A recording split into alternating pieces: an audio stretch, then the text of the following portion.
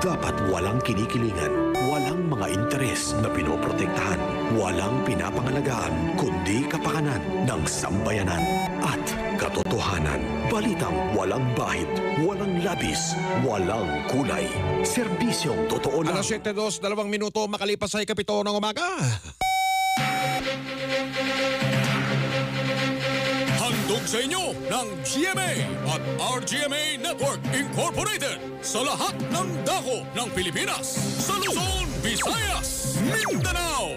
Live ngayong umaga, ito ang Super Balita sa Umaga Nationwide. Mag-uulat live mula sa Super Radio DZBB. Narito sina Mike Enriquez at Joel Reyes Sober.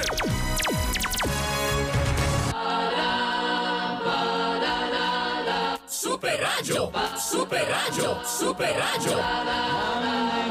Magandang umaga Luzon, magandang umaga Visayas, magandang umaga Mindanao. Narito po ang mga headline ng ating Super Balita sa mga nationwide, worldwide, netwide para sa Lunes ng umaga ito mga kapuso, ika-23 araw ng buwan ng Agosto, taong 2021 mga kapuso. August 23, 2021. Super Radio. Ipinatutupad na 2 linggong Enhanced Community Quarantine ECQ dito sa Metro Manila naging epektibo para mapababa ang hawahan ng COVID-19 ayon sa Octa Research Team.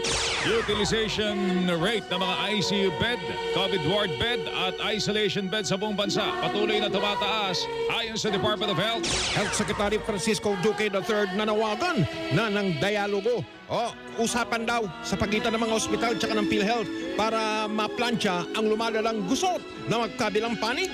Mga OFW na nakakumpleto na po ng bakuna kontra COVID-19 papayagan ng makapagtrabaho sa Hong Kong simula sa ika-30 ng Agosto. Pambansang kamaong si Manny Pacquiao, bigong maagaw ang titulo kay WBA welterweight champion Yordenis Ugas. Pambansang kamaong Manny Pacquiao hindi sinagot kung tuluyan na siyang magre-retiro sa boxing.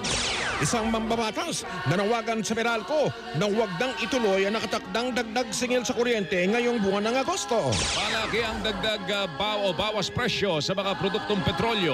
Asahan po ngayong linggong ito. Administrasyong Duterte nakatakdang isumite sa Kamara ngayong araw na ito. Babalik sesyon na yung Kamara at yung Senado mga kapuso. Nakatakdang isumite ng administrasyon ng pambansang gobyerno ang panukalang pambansang pondo o budget para sa eleksyon. Hindi eleksyon. Taong 2000. Yung budget para sa susunod na taong 2022 mga kapuso. Magkano? Eleksyon. Magkano? Hindi nakalagay na mahigit 5 trilyong piso. Yun may problema ka doon?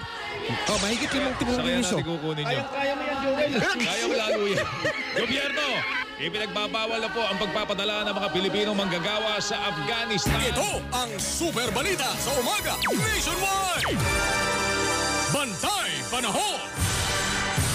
Parang hindi yata natin naramdaman mga kapuso. Nakalabas na po ng Philippine Area of Responsibility. Nakalabas na po ng teritoryo ng Pilipinas ang bagyo na pinangalanang Isang.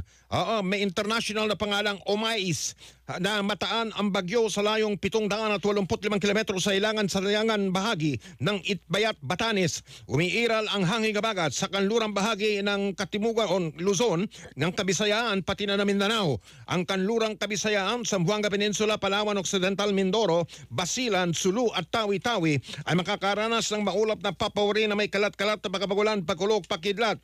Habang ang Kalakhang, Maynila at nalalabing bahagi ng bansa ay magkakaroon na bahagyang maulap hanggang sa maulap na kalangitan na may pulo-pulong pagulan, pagkulog, pakidlat dulot ng localized thunderstorm.